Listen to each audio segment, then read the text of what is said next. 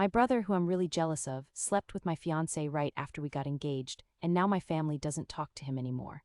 I'm a 23-year-old and not too long ago I got engaged and then ended things really fast, like in under 2 weeks. My fiancé, Riley, who's also 23, slept with my older brother Adam, who's 27, the night after I asked her to marry me. That horrible brother of mine tried to make it worse by bragging about it. Riley had been telling me how thrilled she was to be my wife that same night, but the very next day she broke that promise by sleeping with Adam. I was completely heartbroken and I broke up with her through a text message before immediately blocking her. I also changed the locks to my house so she wouldn't be able to come back inside.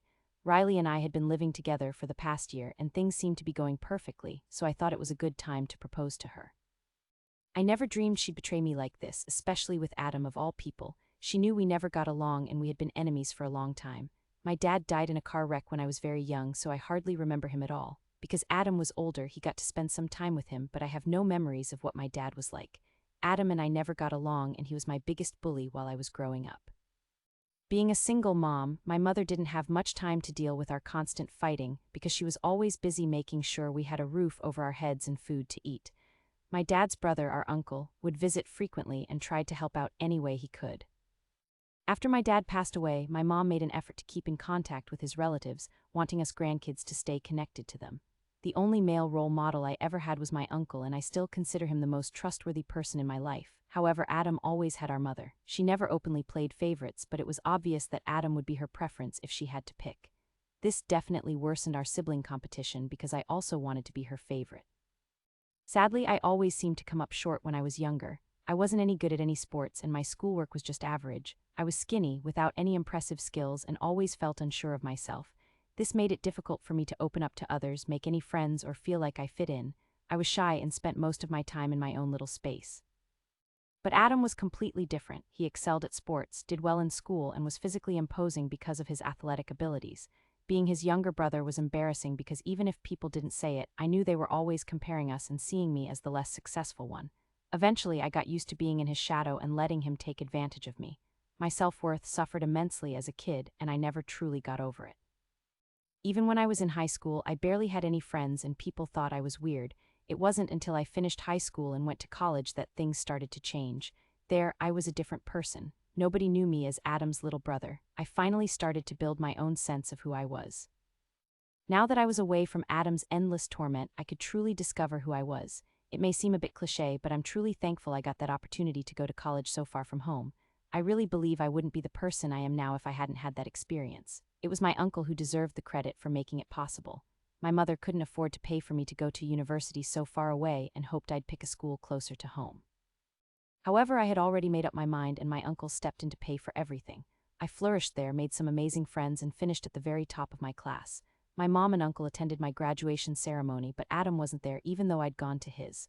After I left, Adam and I didn't keep in contact for reasons that were quite clear. He had a strange dislike for me and I hated him for making my youth and teenage years so awful. I was glad to be rid of him. We only saw each other during family gatherings or holidays. That was a mutual understanding we had between us. Years later, I learned that Adam had lost all his money. He had left his job to launch a business, but it was a complete failure. My uncle and mom had to help him out of trouble because he was buried under a mountain of debt. He wasn't able to get his old job back and had to move back in with our mom for a while. Eventually, he found a new job, though it wasn't as good as his previous one. He took it anyway because he didn't want to stay living with our mom in his late 20s. It was humiliating for him. He had shared all this with me, and it was depressing to listen to how much his life had crumbled.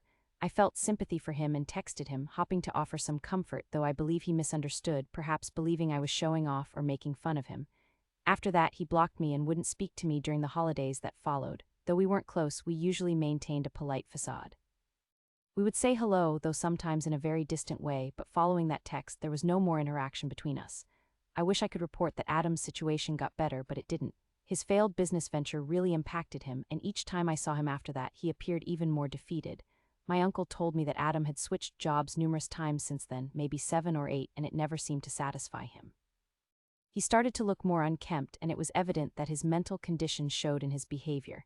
At family get-togethers, Adam would commonly overindulge in alcohol or sit quietly, gazing off into nothing. I mean, truly, I felt bad for him when I would see him like that. I'd hated him when I was a kid, but it was tough to hold on to that anger towards someone who was already struggling so much. My uncle continually tried to include him in the discussions, though Adam seldom appeared interested and would typically leave early. By this stage, I'd started bringing Riley to these events about a year after we became a couple. She was aware of Adam and even appeared to feel sorry for him, though there wasn't much we could actually do to help. Our engagement, which occurred a mere 2 weeks ago, is where my story picks up. Riley and I were at my uncle's home for his birthday celebration. I had given considerable thought to the proposal, mapping out every detail. I made sure she was on board beforehand, and upon receiving her approval, I put my plan into action. Since the entire family was scheduled to attend anyway, and my uncle's house had a stunning garden, it seemed like the ideal location. I'd even included her parents in the plan, although they weren't due to arrive until after the proposal itself to preserve the element of surprise. Following the cake cutting, I whisked Riley outside and popped the question. She accepted, and we returned indoors to share the news and join in the festivities.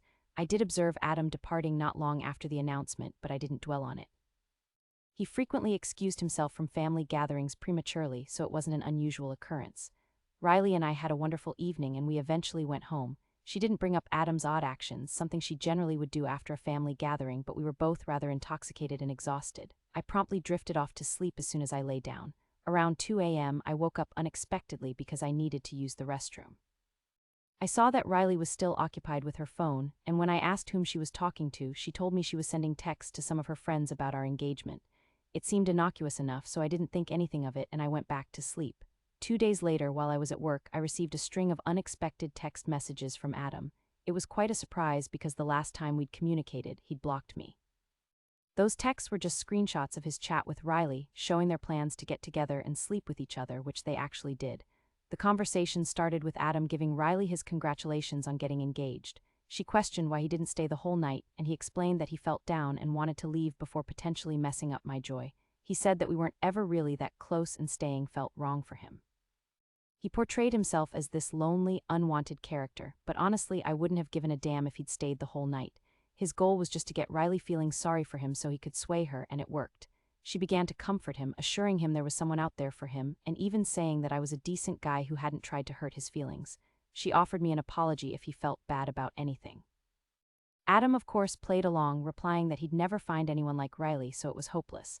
That's when he started to be flirty, and she flirted right back. Next thing I knew, they were arranging to meet. I'm completely sure she went to his place the night after our engagement because she told me she was staying at a friend's place to discuss the proposal. Adam even sent me pictures of Riley's clothes on his bed, which was all the evidence I needed. It was repulsive and sickening. I was stunned, but I promptly took the remainder of the workday off and went straight home. I was bawling my eyes out, yet even with the tears streaming down my face, I made up my mind to replace the locks on the doors. Next, I started gathering up every single thing of Riley's that I could locate. I crammed it all into a cardboard box, and once I was done, I put it outside the door of the house. It was nearly the time Riley was due back home when I finally finished. I hadn't seen her since the previous evening, since she had informed me she went directly to work from her friend's place, but now I knew she had been at Adam's. Originally, I wanted to confront her face to face, but I realized she wasn't worthy of the time or the effort. She had cheated on me just a day after I asked her to marry me, after she had sworn to spend the rest of her life with me. I was absolutely enraged, so I made up my mind to end things via text. I sent her a message telling her I knew she'd slept with Adam and that I didn't want to be in a relationship with her anymore. I communicated that she repulsed me and that all her possessions were outside the door so she could gather them and get gone. I made it crystal clear that I never wanted to see her again. If she happened to have left anything behind, she could come back another time to retrieve it. I told her it was finished between us, hit send on the message, and then I blocked her number. Just a few minutes after sending the message, Riley was at my door, hammering on it and begging me to let her back in. I could hear the heartbreak in her voice, and she pleaded with me to give her another chance, claiming she was aware she'd made a huge error in judgment and just wanted me to hear what she had to say. This went on for about 30 minutes. It was so very hard to remain composed and to simply ignore her. She did everything she could think of, from sobbing to trying to twist things around and even pleading. In the end, though, she walked away. For my own peace of mind, I didn't unlock the door for an entire hour after she stopped her desperate pleas, just to be certain she wasn't lingering nearby. When I was sure she was gone, I called for delivery, ate my meal, and attempted to get some rest. However, I was just too distraught to drift off. I felt like I wanted to do something drastic to get even with Adam and make him regret what he'd done, but I just drew a blank. After a time, I settled on the simplest approach. I sent those screenshots of their chat to every single family member with a brief note. Here's what my beloved brother Adam did to me. Then I powered down my phone and tried to sleep. Honestly, I hadn't thought about a plan for what would happen or what I hoped the family would do. What they did after that was completely their own decision. Every member of my family responded with empathy and reassured me that they'd cut Adam off completely and blocked him. They were all stunned and reached out to offer me support, all except my mother, that is. My mom didn't talk to me for those first few days after I sent that message, but she came to see me later, appearing very upset. I knew she wasn't there to console me like the others, and I was correct. She came to condemn my actions. She said she understood why I was furious with Adam for what he'd done, and that she agreed I had every right to be. Yet, she thought I shouldn't have made the whole thing public. My mom felt that Adam already had so much going on. He was dealing with his failed business, no lasting relationships, and the disappointment of not living up to his past potential. It was her opinion that no one saw Adam's life spiraling downward like this. On the other hand, no one ever would have thought that I'd become as successful as I am now, both in my job and in my personal connections. My mother thought Adam was motivated by jealousy, something I'd already thought myself. To give you some background, I have a good job at an architecture company and have worked hard to get to where I am. Had Adam put the same time into researching his business, he might not have failed, but it didn't make what he did to me okay. As she was saying all this, it seemed like she was trying to find reasons for Adam's behavior. I couldn't keep quiet and spoke up. I wondered if she was really trying to make his sleeping with my fiancé on the night after we got engaged okay, just because his life was sad and terrible.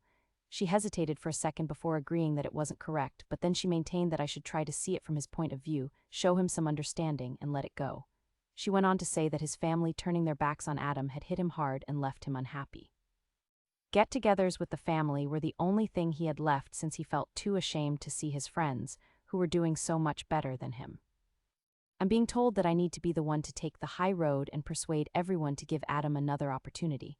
She even went so far as to say I should contact Adam directly and try to repair things. I was shocked when I heard that.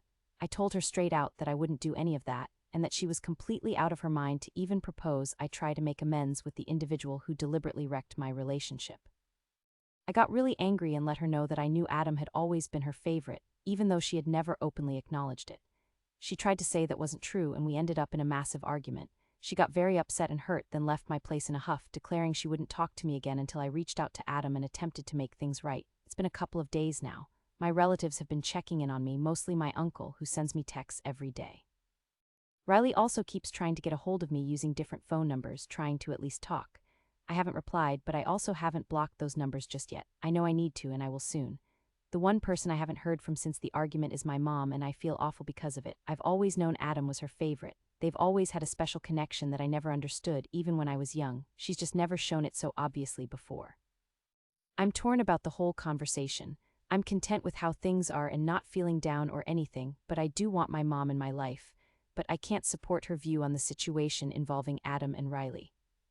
Did I make a mistake by showing my family evidence that my brother and my soon-to-be wife were unfaithful to me? Update 1. I've taken everyone's input into consideration.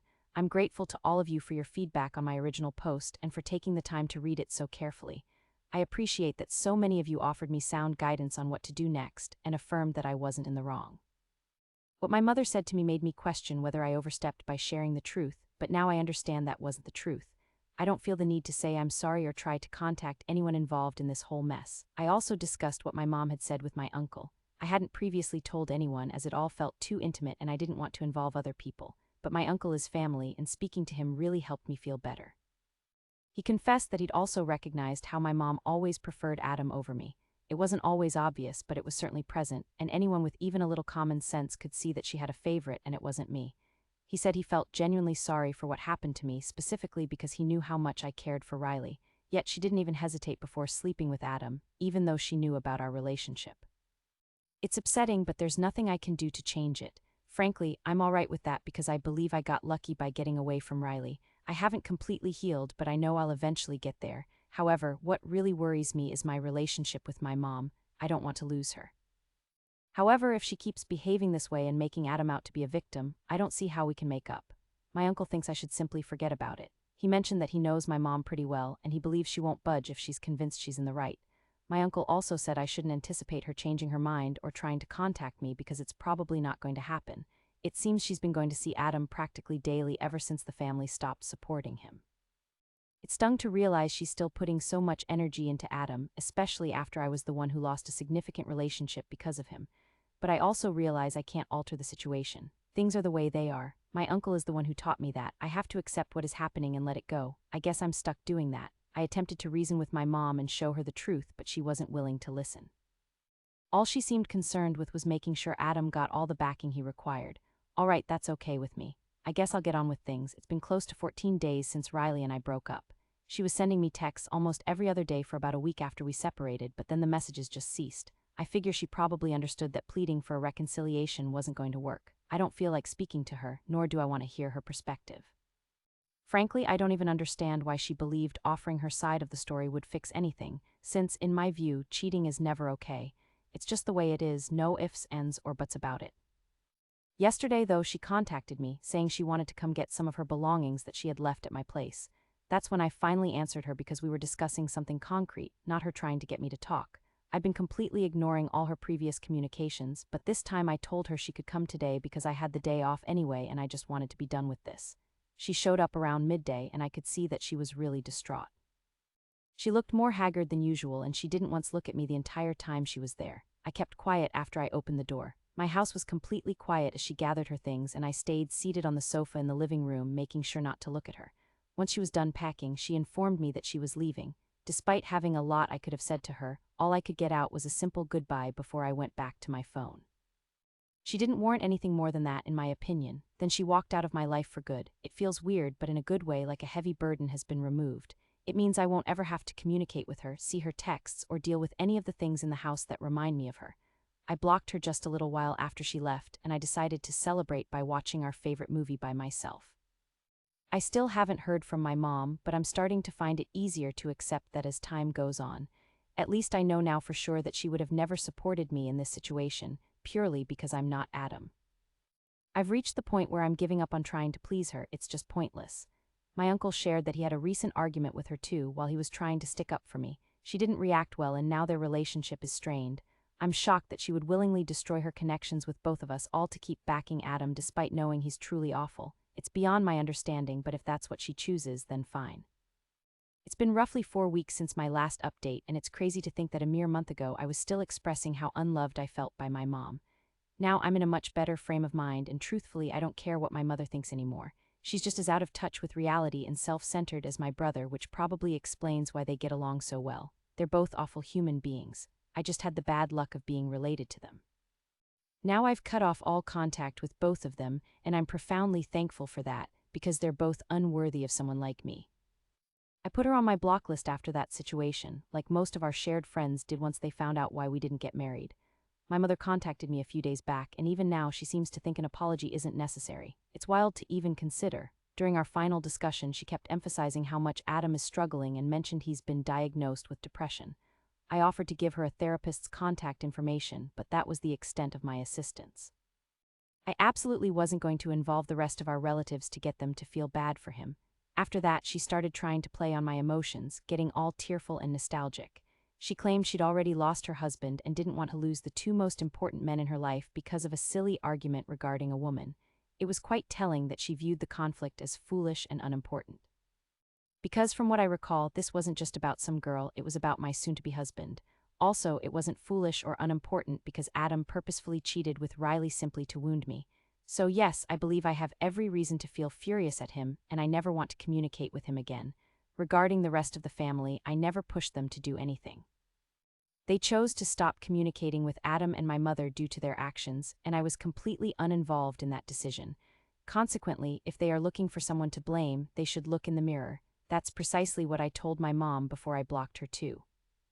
After a long time, I'm able to leave everything behind and just not worry about them at all. It really doesn't bother me in the slightest.